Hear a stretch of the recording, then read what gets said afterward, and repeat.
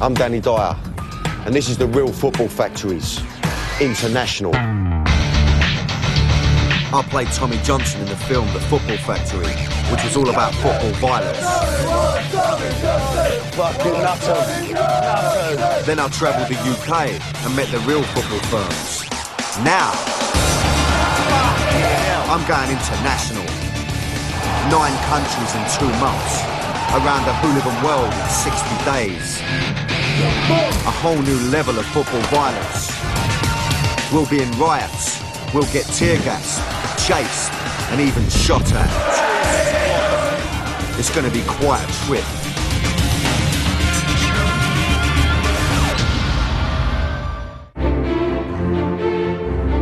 This week I'm in 2 countries that used to be part of one.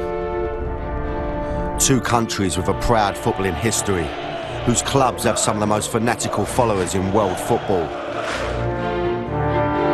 Football hooligans who went from fighting each other on the terraces to fighting one another on the front line in a bloody civil war. George Orwell once said, "Football's like war minus the shooting." This is the story of the football firms of Croatia and Serbia. I'm going to the former Yugoslavia, to these 2 countries to meet some of the most notorious firms in world football.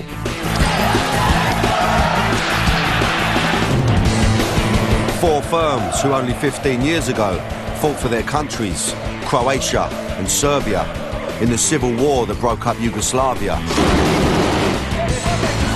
It was one of the bloodiest Europe had ever witnessed, and the scars are still here to see. But what's happening with the firms today? I want to find out who they're fighting against now and what they're fighting for. I like when they beat each other. I like when they beat police. I think that's life. That's football. It's the same feeling like a sex with 2 girls. In Serbia, I'll be in Belgrade, the city shared by the heroes of Red Star and the gravediggers of Partizan. And in Croatia, I'm going to the capital city Zagreb to meet the bad blue boys of Dinamo Zagreb. Golden room to fight for that club. I'll be at their stadium, the scene of a football riot that for many was the real start of the civil war in former Yugoslavia.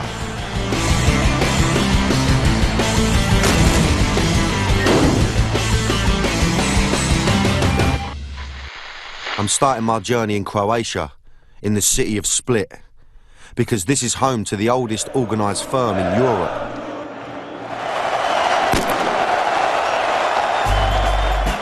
Split is Croatia's 2nd largest city. It's a hidden gem on the Adriatic coast. Beautiful.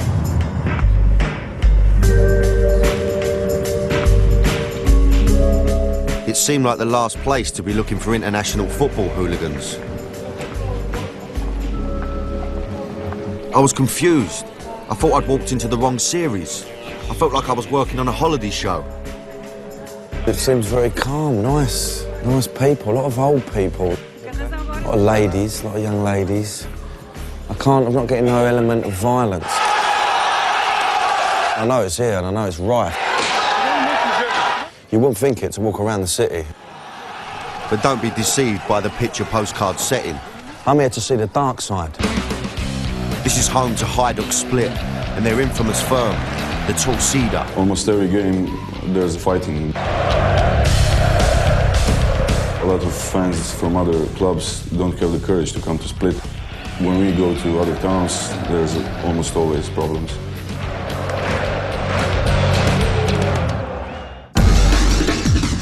The 22-year-old Yera is the latest generation of the Torcida. And wherever they go, he's there. If something happens, I'll be there, I won't run away. It's the same as going out on a Saturday night, you know, if someone attacks your mates, of course you're gonna jump in.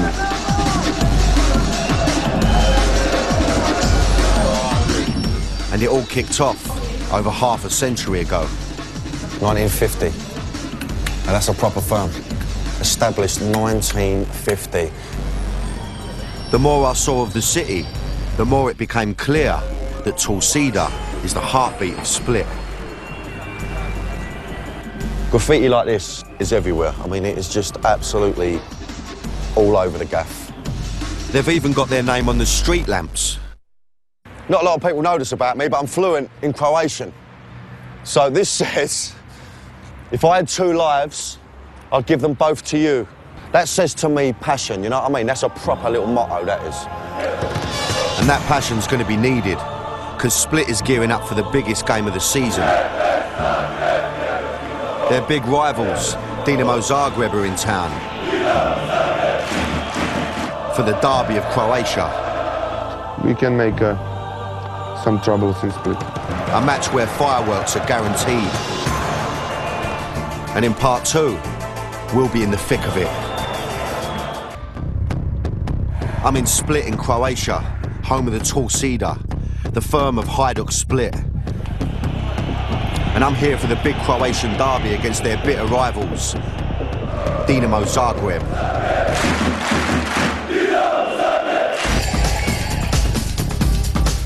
The Torcida are a firm with a fair bit of previous. 1961, referee attacked after disallowing a Hajduk goal.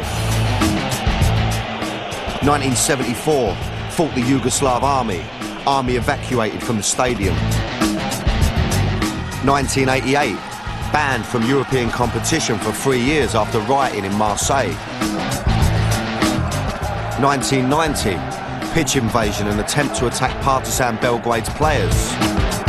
And then there's the noughties and the cup final riots of 2000 and 2001 against guess who? Dinamo Zagreb. And the latest incident occurred just 2 days before I arrived. Torcida members were among the 183 arrested in Zagreb for causing trouble for Croatia versus England. But it wasn't the English they were fighting.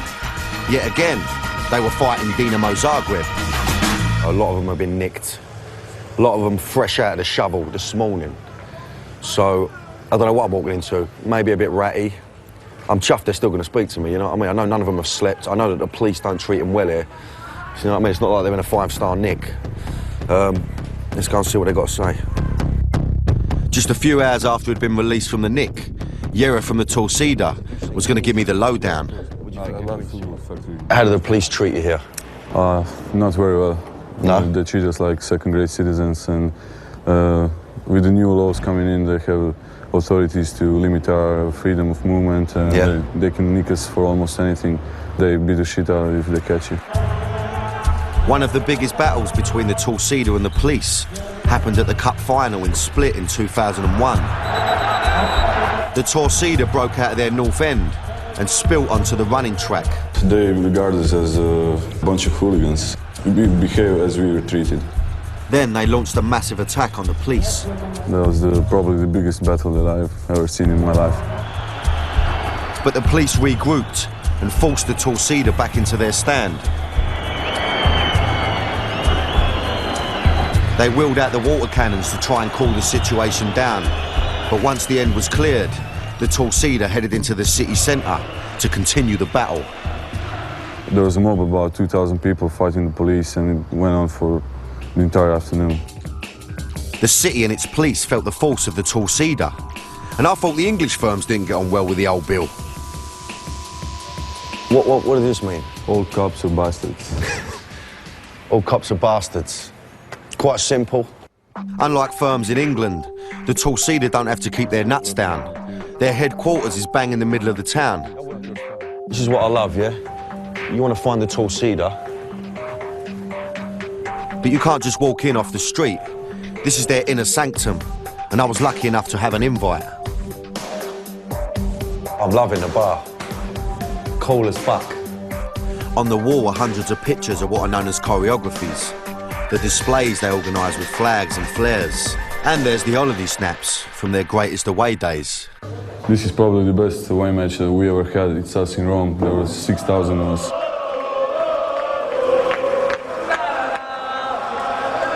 We completely just invaded the city. We took over all their squares.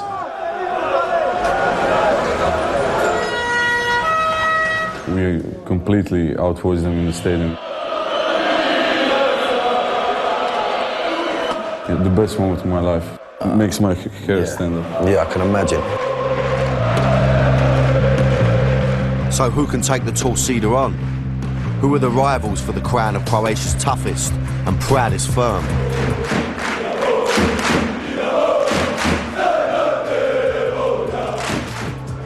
It's the boys from the capital, the Bad Blue Boys, the firm of Dinamo Zagreb, and they're in town for the biggest game in the Croatian football calendar. Hajduk Split versus Dinamo Zagreb, one of the most explosive fixtures in the world. Biggest rivals. In this moment, Torcida Split, absolutely. An army of 2,000 Bad Blue Boys are heading to Split, and one of them is this man, Bogdan Yugoslav. We don't like them. We really don't like them. We can make some troubles in Split.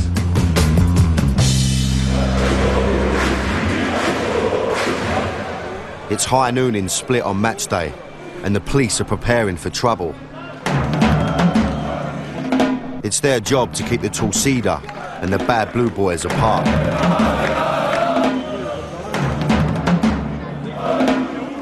But the two firms have other ideas.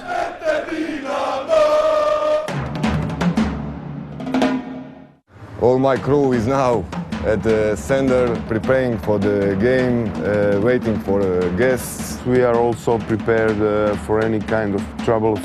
The boys looking for the guys from Zagreb. We are not afraid of that kind of conflict. Is it going to go off like it did at the Cup final in 2000? One of the worst incidents in the history of European football. The Bad Blue Boys provoked the Torcida by throwing flares at normal Hajduk fans. We burned 10-15 flares. We threw it on the ordinary people because we cannot reach the flare till Torcida. It's impossible, 200 meters, 150 meters. And then whole stadium became crazy, na na na. They were shouting and singing, "We will kill you, we will kill you." Enraged, the Torcida went berserk and rushed round to the Dinamo end to try and break down the fence and get at the Bad Blue Boys. Chaos ensued as the police fired tear gas at the attacking fans, and the showpiece game of the Croatian season was abandoned. It was shocking even by Croatian standards, as more than 100 people were injured and 98 arrested. It was a good incident. I was satisfied.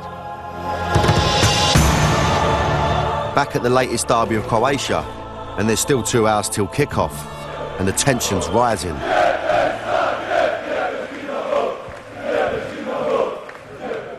Both firms are heading to the ground, and the police are out in force. As the Bad Blue Boys arrive at their end, the police are wary of any last-minute attempts at an ambush by the Torcida.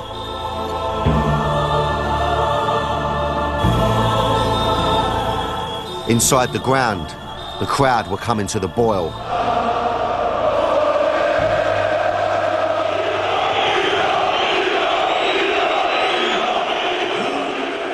The riot police stand by as the two groups exchange pleasantries.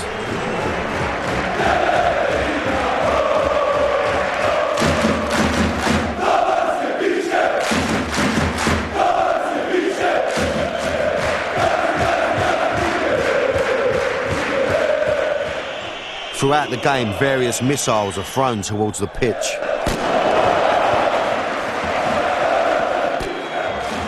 Firemen struggle to cope with the constant barrage of flares.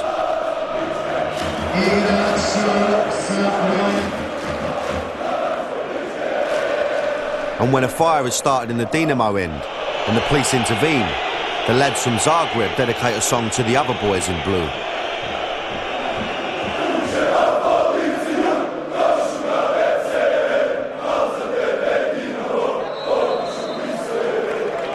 It's a totally different world out here. You just can't imagine this being allowed to happen at a game in England. For this kind of behaviour, they'd have all been pinched and banned. And while all that was going on, a football match took place, which had 3 penalties, 8 bookings, a sending off, and ended 2-2. But by the usual standards of this match, it was a quiet one. Not much trouble. Just 30 Torcida and 9 bad blue boys arrested. Split was certainly an eye-opener. I couldn't believe that this peaceful place was home to such a violent firm. By now, the bad blue boys were back home in Zagreb, a couple of 100 miles north of Split. It's the capital of Croatia, and it was where I was off to next.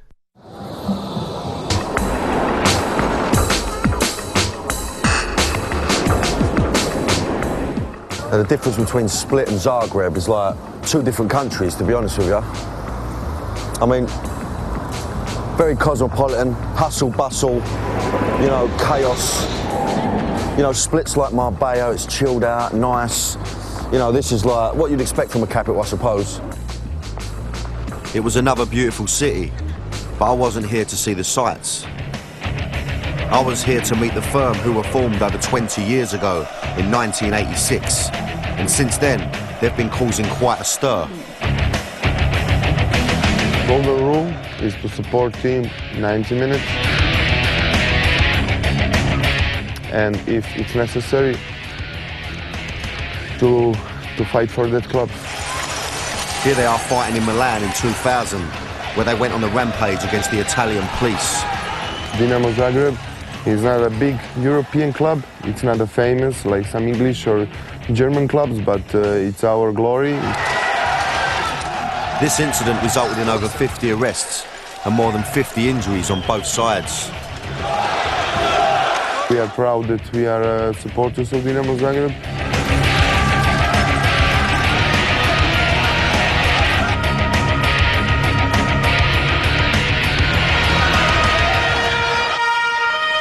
So when it comes to letting the players know they're not happy, they don't bother moaning on a football phone-in. They believe actions speak louder than words. A few times we smash their cars and we give them a few punches, you know, just for like a yellow card, you know. So what happens when the players deserve a red card? We decided to go to the training, 50 of us, masked, and we took off their shirts, pants, everything, because they didn't deserve a shirt of Dinamo Zagreb. And when Croatian president Franjo Tuđman, who was also the club president, made the mistake of changing the name from Dinamo to Croatia Zagreb, they set fire to his director's box. This has been burned in 1993, when some of our lads didn't know what to do because of the changing the name of the club. They burned all this. It was... Eventually they got their way, and the name was changed back to Dinamo. It was good. Effectively, they run the club. And when I went to see them play, I got an idea of where their power comes from. Bogdan and the Bad Blue Boys agreed to allow me into their stand, but it had been touch and go for a while. Cameras weren't allowed onto the stand, so we could only film from pitch side. It was first versus third in the league, but what shocked me was how few people were there. The Bad Blue Boys had come out in force, but there was hardly anyone else in the stadium. And as for the Partake fans, they might as well have come in a cab.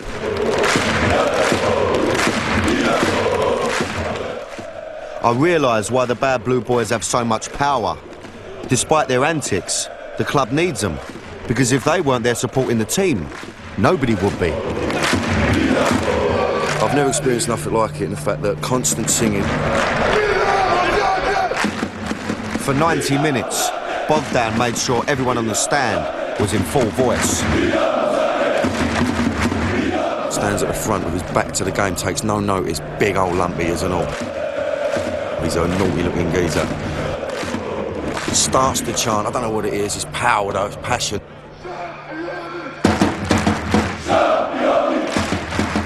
And then he puts it down, pipes at everyone.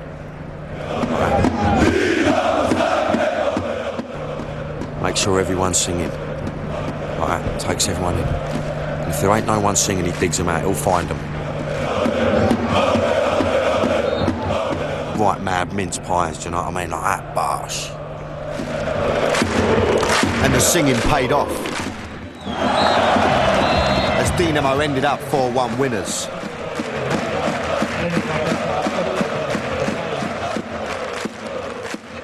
The following morning I met up with Bogdan and we went back to the Maksimir Stadium. For him, this place is much more than just a football ground. It's our second home, you know.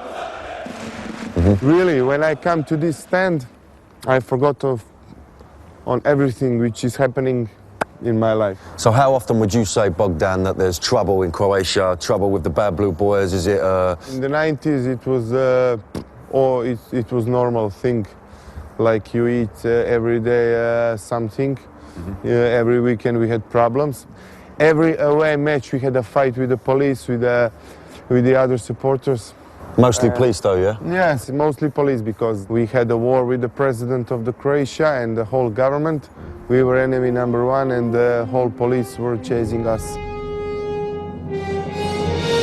So this was Croatia today. The Bad Blue Boys and the Torcida. Football firms fighting each other and the police, vying to be the #1 firm in the country. But the animosity here is nothing compared with the hatred that is felt for their neighbours in Serbia. Because that is about more than just football. They used to share a country and then they went to war.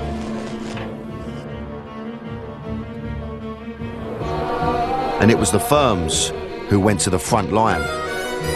I cannot tell you with the words what do I feel against them. They are our biggest enemies. So stay with us, because later I'm going to find out about the football riot that was the start of a war. Both sides had stockpiled rocks in the stadium beforehand so they could use them as weapons.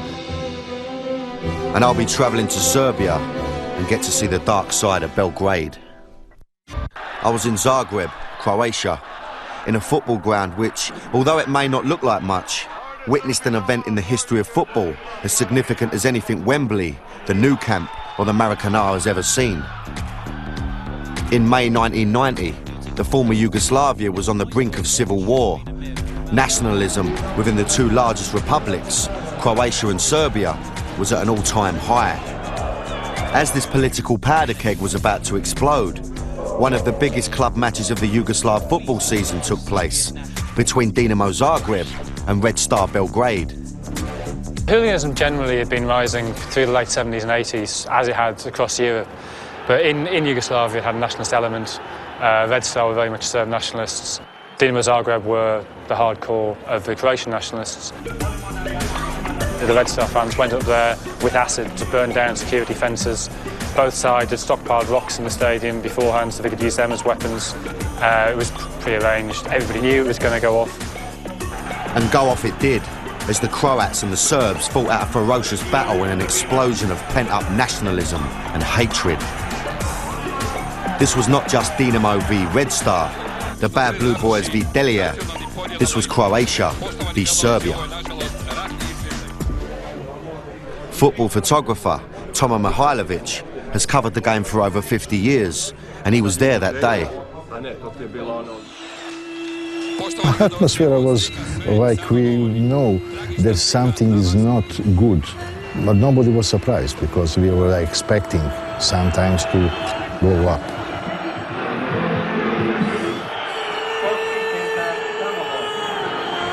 During the game, the Red Star fans started tearing up the seats in this end.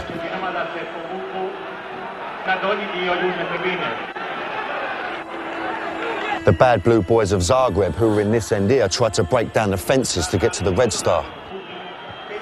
They beat back the police, who, being mostly Serbs, came in for special attention from the Bad Blue Boys.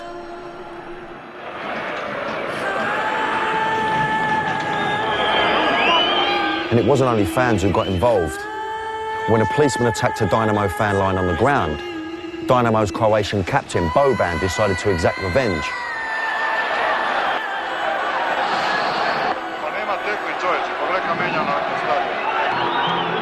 Boban's kick was a symbolic moment. It was the beginning of the end for Yugoslavia. For me, it was a sad day. It was a terrible day, and I was feeling that I'm losing something. I have to forget all friends, all clubs and everybody, you know. And I'm feeling that is something we came to the end. And I was sorry about that. And Tomo was right. As a year later, it wasn't punches and kicks that were being exchanged. It was gunfire and grenades, as Croatia and Serbia went to war. And the hooligans swapped their firms for their armies and signed up. The civil war raged for 4 years, with more than 15,000 people killed. And by the end, Croatia and Serbia were two separate countries. It was one of the most incredible stories I'd ever heard. Football hooliganism as a political event, one of the biggest moments in the history of two nations, the start of a war which is still fresh in the mind. We hate them. I cannot tell you with the words what do I feel against them. You have in England firms and clubs who hate each other, but I really don't think so that you have such example. And there's certainly nothing in England like the memorial for the members of the firm that died fighting for Croatia. A memorial that shows the riot, which they believe was the real start of the war. This is a statue for our brave lads who have been killed in the war for our freedom, for freedom of our country. This is everything for us. This is like a church, you know.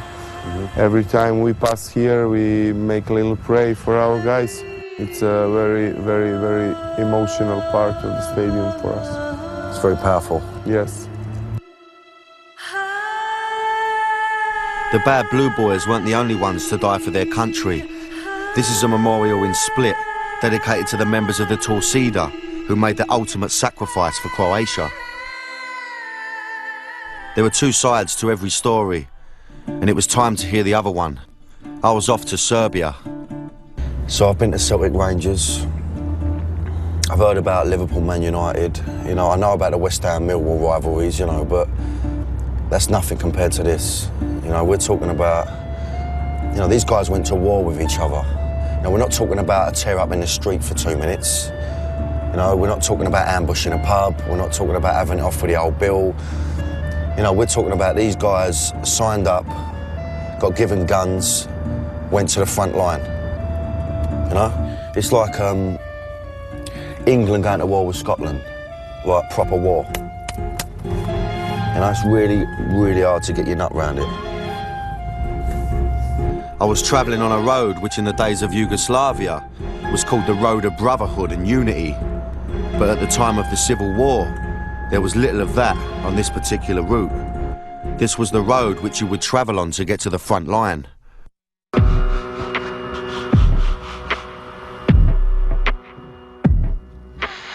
And just off this road, 20 miles before reaching the Serbian border, we stopped at the town of Vukovar.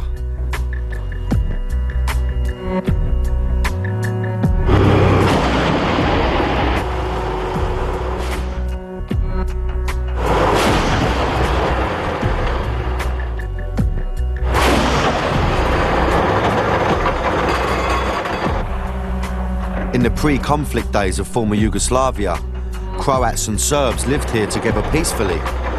But the war changed all that, as Vukovar became a microcosm of the conflict, with civilians paying a huge cost.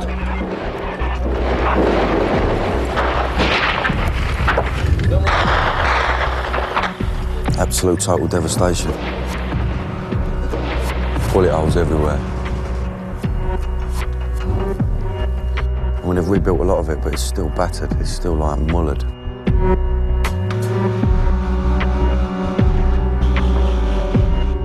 By the end, almost nothing was left. Sad though, sad. It's estimated that 2,000 of Vukovar civilians were killed, 800 went missing, and 22,000 were forced into exile. Just that element of death in the air and just, I dread to think what happened here, you know. Must have been horrendous.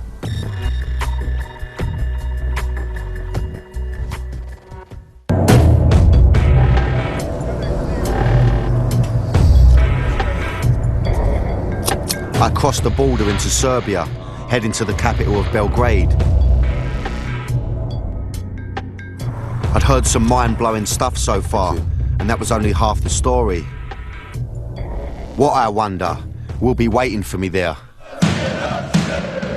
Everywhere we go, we fight with something, for someone. I like when they beat each other. I like when they beat police. I think that's life. That's football. It's the same feeling like a sex with two girls.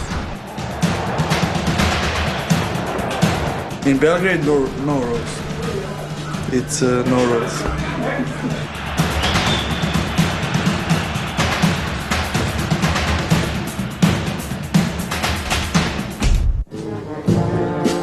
The first thing I noticed about Belgrade was how different it was from Split and Zagreb.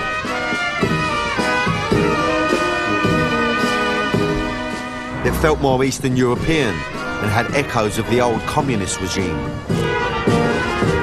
Serbia also uses a different alphabet from Croatia. In Croatia, sort of work it out a little bit, you know what I mean? Here is Cyrillic. Get on that there, I don't know if you can see that over there. I ain't got a clue what it means, you know what I mean? Could mean anything, I mean, it's like alien writing.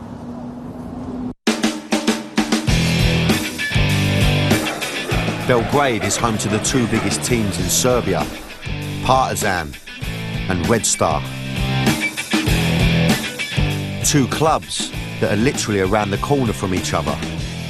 Partizan Belgrade's firm are called the Grobari, which means grave diggers, whilst Red Star Belgrade's firm is the Delije, or the heroes. Two firms who also went to fight in the war for their country, Serbia. It was the Delije of Red Star who were involved in the infamous riot of 1990 that is believed to have started the war. I'd come here to meet them because, like the firms in Croatia, they too had gone from the terrace to the front line. Some of them were led by this man. This is Arkan, seen here leading the players off the pitch during the 1990 riot. At the time, he was officially Red Star Belgrade's head of security. He also controlled the Delije.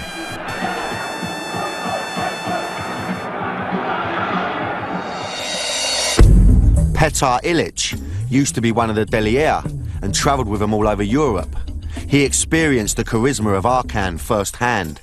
Actually, he was our leader in 1989. He had his crew among himself, and the guy adored him. He was very brave, and that's the things which, you know, you must count on a brave man on terrace. Arkan was a proud Serb, and when the civil war began, he set up a paramilitary group known as the Tigers. The group was established under the auspices of the Serb-controlled Yugoslav government. The Tigers had been recruited by Arkan from the Delije. After all, who better to enlist than hardcore Serbs with a history of violence?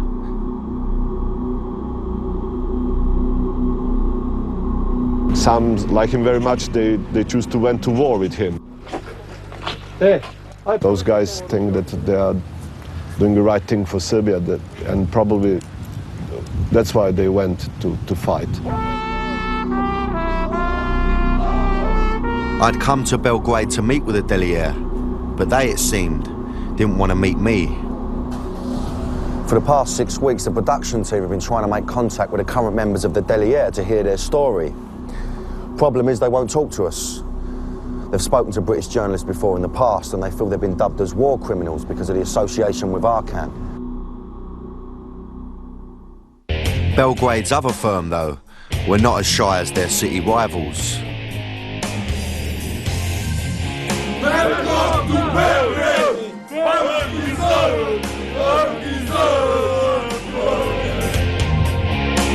The Grobari, or grave diggers of Partizan Belgrade, were more than happy to welcome us and show us what they're like. 20-year-old Kimi first stood with the Grobari when he was 14, and now he's about to stand trial for being involved in fighting a football. He's a member of a smaller group within the Grobari called Alcatraz. We are Alcatraz. We are part of Grobari. We are the strongest group on South Tribune and probably on Balkan. Every month, the Grobari family get together for a party. There's food, drink, drugs, and karaoke.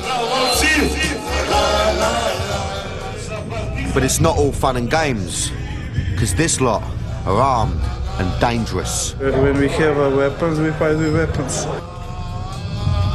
We haven't weapons, we fight with no weapons. The Grobari are always up for it, especially when it comes to their neighbours, Red Star. There's always trouble, and today is Derby Day. It's Saturday, 1 p.m, and in the streets around Partizan's ground, fans are starting to arrive, although they may be slightly outnumbered by the police.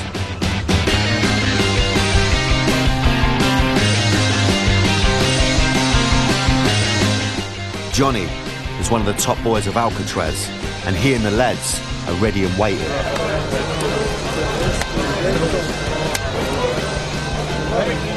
I don't care about the game. We don't search for results. We have our game. That's most important than the football. Most important for us is Partizan. For us, football is life. We are fighting for the name Partizan and Grobari. By kick-off time, the huge police presence has so far been successful in keeping the fans apart. But that's no guarantee that the game will pass off without a serious incident. At this ground in 1999, a shipping flare was fired from the Grobari end into the Delije, killing Red Star fan Alexander Radovic.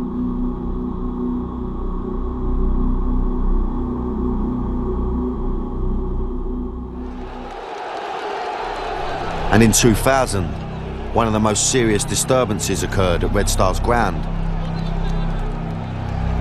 as hundreds of fans fought a pitched battle.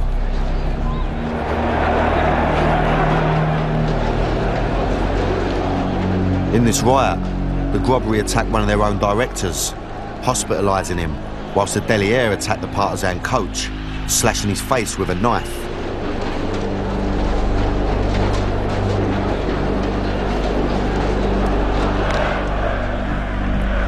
But today, the game's passed off peacefully. In fact, there's not been much action at all.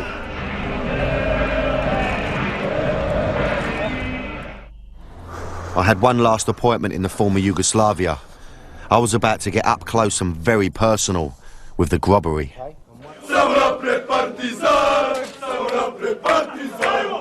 Yeah, that's right, the mob with the shooters.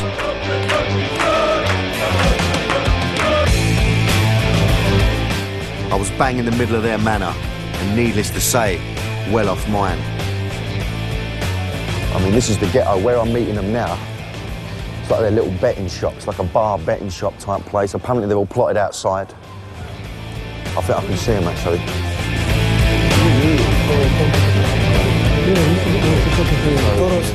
Tell me a bit about, obviously, your relationship with Red Star. Every time when we see them, there is a fight. It is no need to be a football match, basketball match, or any other match against these two clubs. So you go to watch basketball? Football is a very, no quality. Okay. So the basketball, we were many times champions of the world. Okay. And it's a better atmosphere.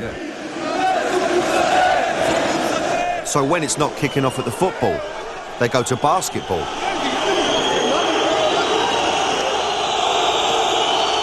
Partizan and Red Star both have basketball teams. This is the derby from June 2006. Trouble started in the stands. The police stormed the Red Star fans section and several fans fell down a staircase.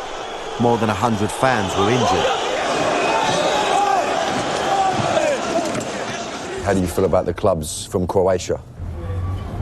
No, I don't know. They miss them. We missed them, especially our friend Žarko.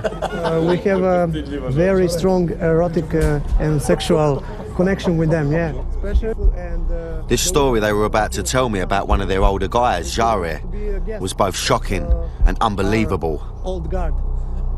In the late 80s, one of the top boys of Torcida came to Belgrade as a guest of the Grobari. After 5-4 drinks, he started to blabber. But for shooting his mouth off, he had to pay a forfeit.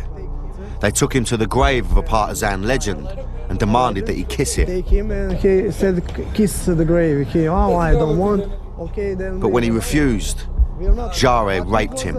You know, when you say to somebody, I'm gonna fuck you, he really mean it. I'm not easily shocked, but I was now. These guys were prepared to commit the ultimate act of humiliation and domination over their rivals. It was time to leave. When we come back, we'll hear what might happen if there's ever a case of firms reunited. Neka razmisle kako su prolazili u ranijim našim bližnjim susretima. I think that it would be plenty of dead people. So what does the future hold for Croatia and Serbia? It's been almost 15 years since the end of the Civil War and the last significant footballing success of one of their clubs. The quality of football has deteriorated since the separation of the football leagues. Some have called for a unified league to increase competition and raise the standard of football to what it once was. But emotions still run higher. In the summer of 2003, Partizan Belgrade and Dinamo Zagreb met for a friendly in Switzerland that was anything but. Ironically, the Croatian parliament had passed a law the day before banning riots at sporting events.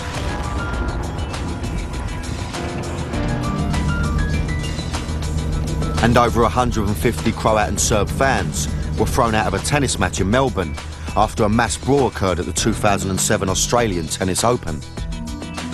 So what would happen if the Croat and Serb football teams started playing one another again? We hate so much these bastards that I think that it would be plenty of dead people. I honestly don't know what would happen on that day, but I'm sure that it would be a spectacle. Milicija, vatrogasna kola, tušnjave na sve. Hrvati neka mole Boga da ne bude ta liga, jer misli dalje nismo povukli. It will be good, very good. More tension, more better football for sure. But fuck the football. Yeah, it's better. Mi smo spremni i dalje. Znači, oni sami ne kažu jesu za to ili nisu. Most rival firms hate each other, but then most rival firms haven't been to war. The memories and experiences of that war are still fresh. It was only 15 years ago, so I can understand why feelings of hatred remain. These feelings have brutalised the firms, and I don't think there's much hope this hatred will ever die. The party's nearly over, and there's time for one last song, but it's not got a lot to do with football.